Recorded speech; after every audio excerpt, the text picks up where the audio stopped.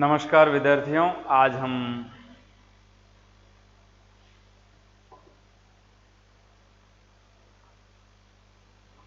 प्यारे विद्यार्थियों नमस्कार। आज हम हिंदी से संबंधित पंचम दृश्य पुस्तक अजातशत्रु जयशंकर प्रसाद से संबंधित कौशाम्बी में मागधी मंदिर से संबंधित टॉपिक अर्थात प्रकरण के बारे में अध्ययन करेंगे। जैसा कि ये प्रथम और द्वितीय और तृतीय और चतुर्थ दृश्य में आपने महाराजा महारानियों के काफी नाम और उनसे कार्य क्रियाकलापों के बारे में आपको बताया था। आज जो आपके सामने पंचम दृश्य अर्थात पांचवा दृश्य जो इस पुस्तक का है, उसमें कौशाम्बी में मागधी मंदिर से संबंधित कुछ संवाद होता है। उसके मध्य राजा उदयन और महारानी मागधी और उसके साथ उसकी दासी नवीना का तीनों के मध्य जो वार्तालाप होता है उसके बारे में इसमें बताया गया है कि किस प्रकार इस मंदिर के बारे में इनकी चर्चा होती है और कौन मंदिर विरोधी है और किसको पद्मावत मंदिर में जाना अच्छा लगता है और किस व्यक्ति को पद्मावत मंदिर में जाना अच्छा नहीं लगता है। उसके बारे में इस पूरी कथा के माध्यम से आप तक समझाने का प्रयास किया गया है। प्यारे विद्यार्थियों, जब भी आप इस प्रकार के दृश्य किसी स्थान विशेष से आप पढ़ते हो तो सबसे पहले आपको इस बात का ध्यान होना चाहिए कि हम जो चीज़ कथा प्रसंग में पढ़ रहे हैं ये कथाएं प्राय पौराणिक होती है और कई बार दंत कथाएं और विभिन्न प्रकार की कथाएं पढ़ने को मिलती है।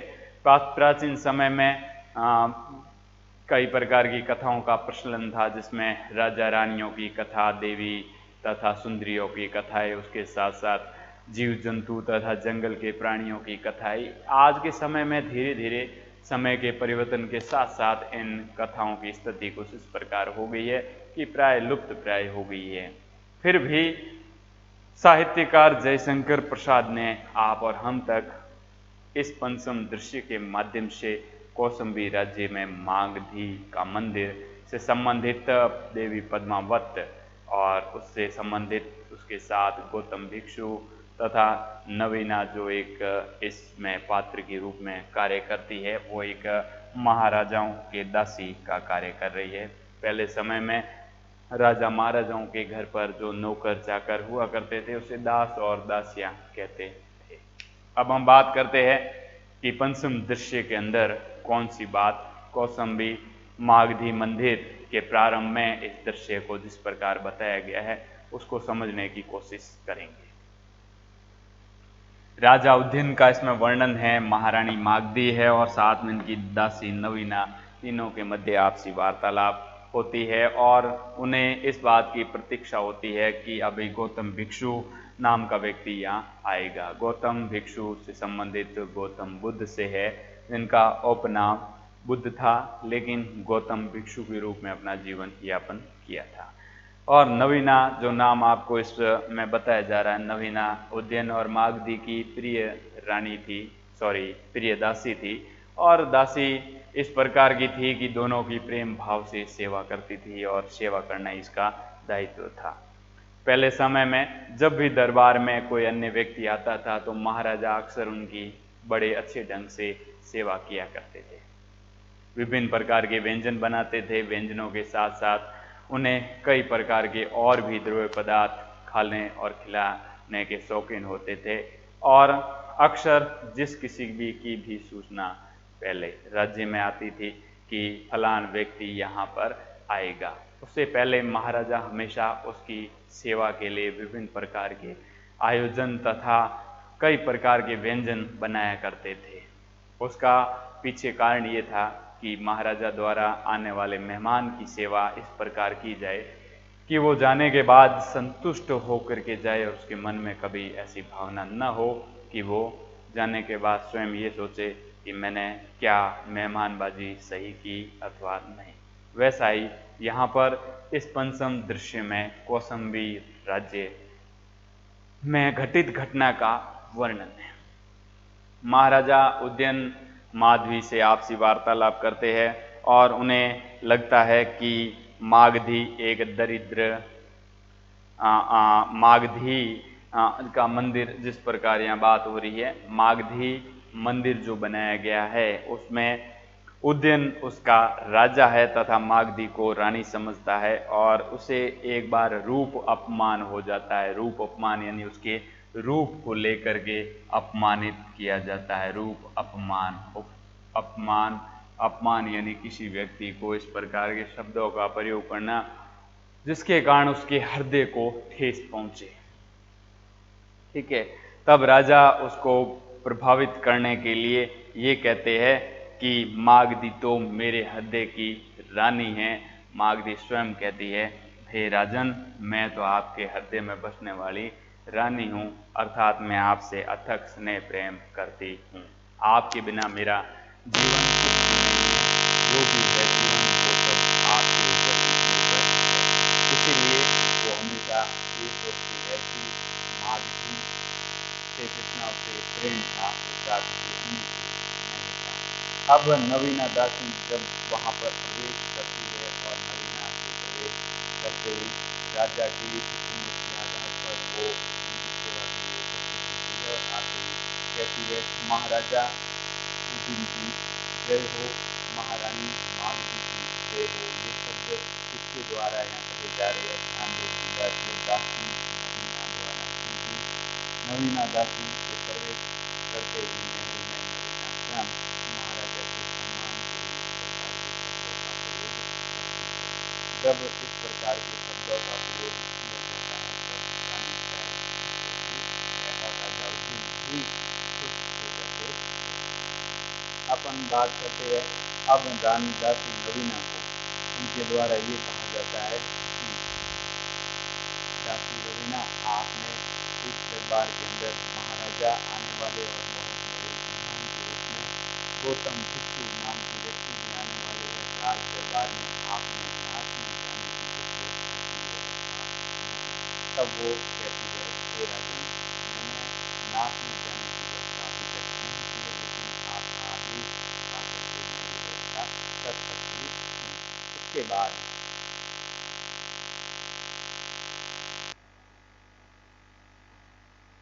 जब मागधी उनकी सेवा के लिए दरबार में उपस्थित होती है, रानी मागधी नवीना की द्वारा आज्ञा देती है। नवीना नाच गाने के लिए नर्तकियों को बुलाती है। जब नर्तकियां तैयार कुछ समय तक नहीं होती है तब रानी मागधी द्वारा नवीना को ये कहा जाता है कि हे नवीना, उनकी वेशभूषा वगैरह तो ठीक है अथवा नहीं, क्योंकि नाच गाने से पूर्व उनकी वेशभूषा का भी ध्यान देना बहुत ही जरूरी होता है। क्योंकि कई बार ऐसा होता है कि नाच गाने में नर्तकियों की वेशभूषा का भी प्रभाव पड़ता है।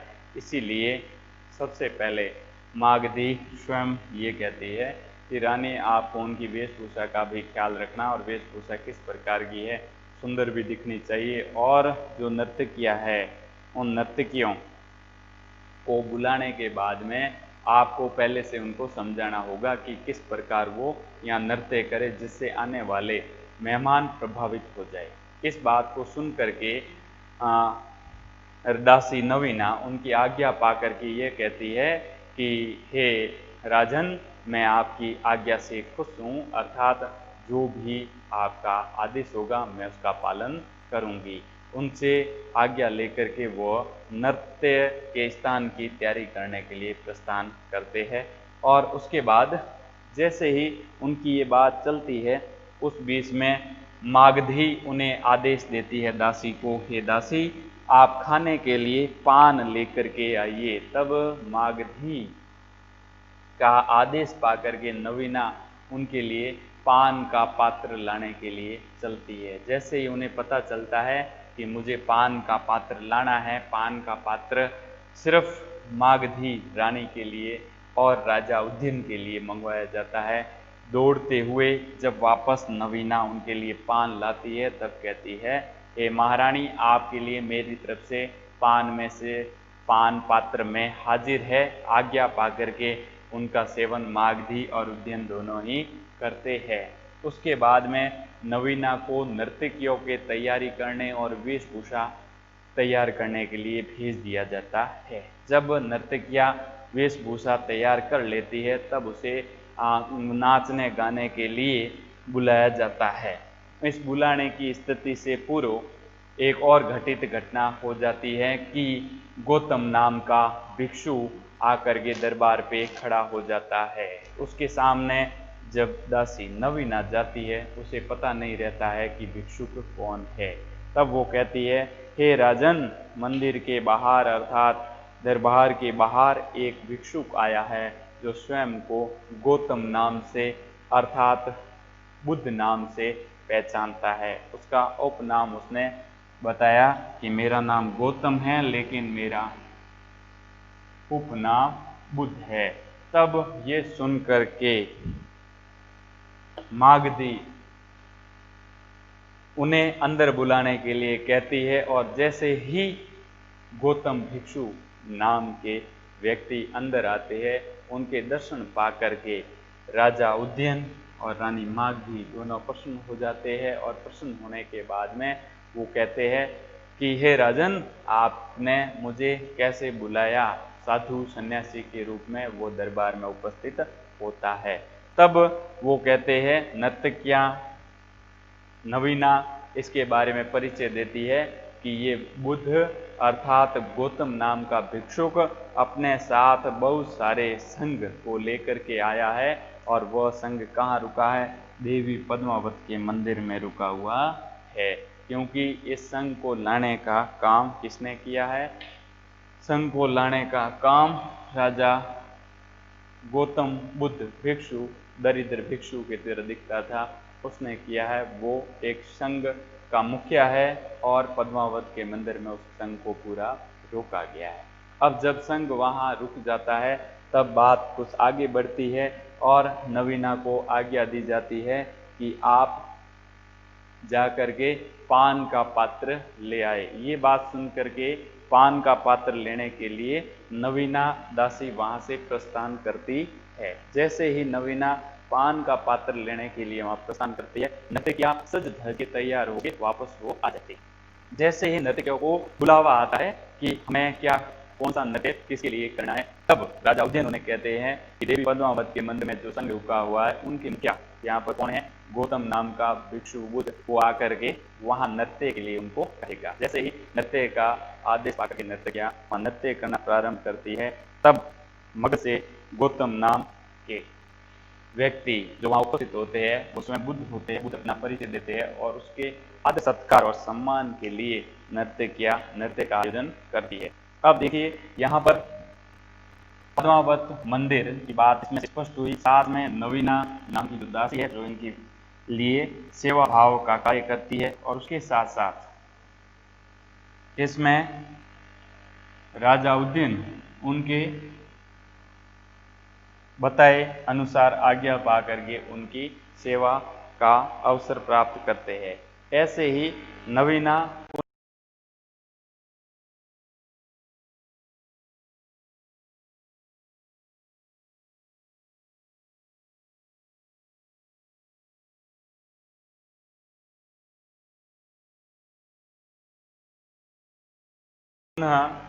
दरबार में उपस्थित होती है और पान का पात्र पुनः ला करके रानी मागधी के सामने उपस्थित करती है, और उससे पहले वो कहती है, जय हो महारानी की। महारानी की यहाँ जय शब्द का संबोधन नवीना द्वारा महारानी मागधी के लिए किया गया है, क्योंकि मागधी उस साम्राज्य की सबसे श्रेष्ठ और बड़ी रानी थी। बड़ी रानी के लिए इस प्रकार के शब्दों का प्रयोग किया गया है। अब जैसे ही उसके बाद एक अन्य दासी का प्रस्थान होता है, ध्यान दोगे विद्यार्थियों, दासी आगमन और दूसरी बात है यहाँ दासी प्रस्थान।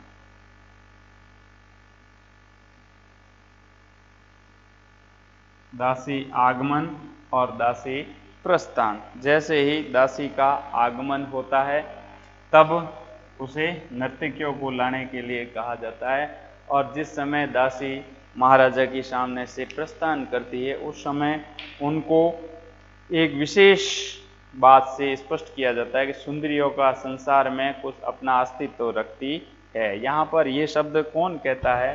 सुंदरिया भी संसार में अपना अस्तित्व रखती है, अर्थात नवीना स्वयं मागधी महारानी के सामने ये बात कहती है कि सुंदरिया हमेशा अर्थात नर्तकिया भी अपना जीवन में अस्तित्व रखती है। उनका काम ये होता है कि लोगों को रिझाना, उनको खेल तथा विभिन्न प्रकार के नृत्य करने के बाद सामने वाले व्यक्ति को प्रभावित करना इनका दायित्व होता है। इसीलिए नर्तकियां हमेशा दूसरों का मन मोहित करने का कार्य करती है।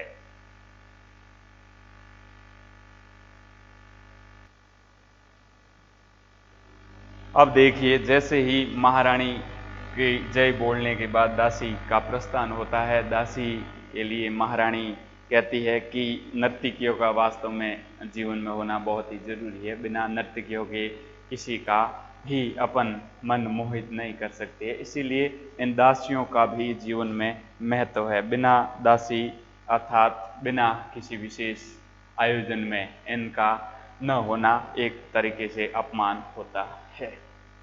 अब बात करते हैं, जैसे ही इन दासियों के आगमन और प्रस्थान की बात होती है और दासियां जैसे जैसे साम्राज्य के सामने आती है, वैसे वैसे जय और उनके देवी की जय हो, इस प्रकार के शब्दों का प्रयोग करके बात करती है, जिससे उनका मन मोहित हो जाता है। अब इस अध्याय के अंदर कौशाम्बी मागधी मंदिर के बारे में जहां उद्घाटन और उसमें आकर के जब रुकते हैं कौन, वहां के भिक्षु अर्थात पद्मावती मंदिर में गौतम के आने का समाचार प्राप्त होता है। देखिए, यहाँ गौतम बुद्ध की बात हो रही है। गौतम कोई दूसरा व्यक्ति नहीं था, कौशाम्बी में ही उन्होंने जीवन यापन किया था और कौशाम्बी में गौतम बुद्ध जैसे प्रवेश करते हैं वैसे ही उनका प्रस्थान भी होता है।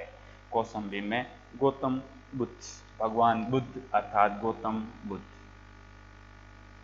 गौतम बुद्ध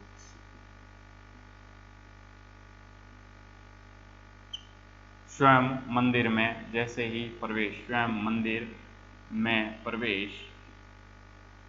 प्रवेश और वह भी प्रवेश किसके साथ? संघ के साथ। संघ में वो लोग सम्मिलित थे जो किसके अनुयायी थे?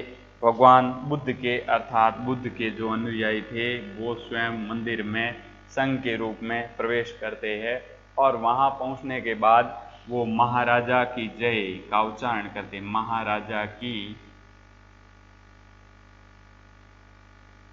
जय।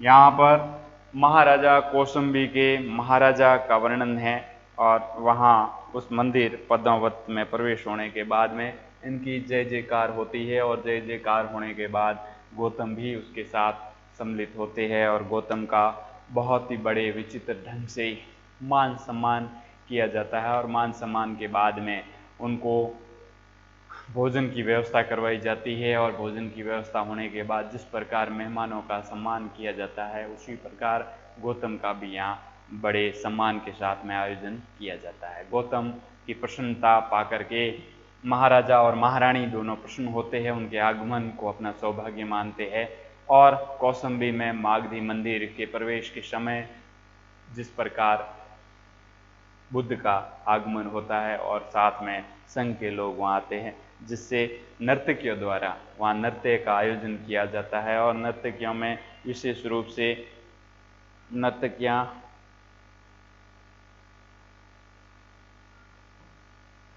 आगमन के समय उनके प्रवेश के बारे में भी बात करती। उसके बाद इस पूरे अध्याय को पढ़ने के बाद कौशाम्बी, मागधी और सम्राट और भगवान बुद्ध के बारे में आपको संपूर्ण जानकारी प्राप्त हुई। ये आपका पंचम दृश्य था कौशाम्बी मागधी महाराजा से संबंधित, जहां मंदिर की बात हो रही है, मंदिर प्रवेश से संबंधित बात हो रही है और उसके बाद हम पद्मावत के मंदिर में किस प्रकार संघ प्रवेश करता है और संघ के प्रवेश करने के बाद में उसके विभिन्न प्रकार के धर्म अनुष्ठान का आयोजन होता है और नर्तकियों द्वारा किस प्रकार उनका मान सम्मान किया जाता है और महारानी द्वारा समय समय पर पान मंगवाते समय उनकी दासी को किस प्रकार संबोधित किया जाता है और दासी किस प्रकार के शब्दों का प्रयोग करके महारानी को संबोधित करती है, इन सभी चीज़ों को आपने विस्तार से पढ़ा। अब आगे छठे दृश्य के अंदर आपको कल बताया जाएगा। तब तक आप इन बातों को एक बार रिपीट कर ले और समझ ले, क्योंकि परीक्षा की दृष्टि से इसमें कई महत्वपूर्ण प्रश्न बनते हैं और विशेष करके पात्र परिचय का भी ध्यान रखें।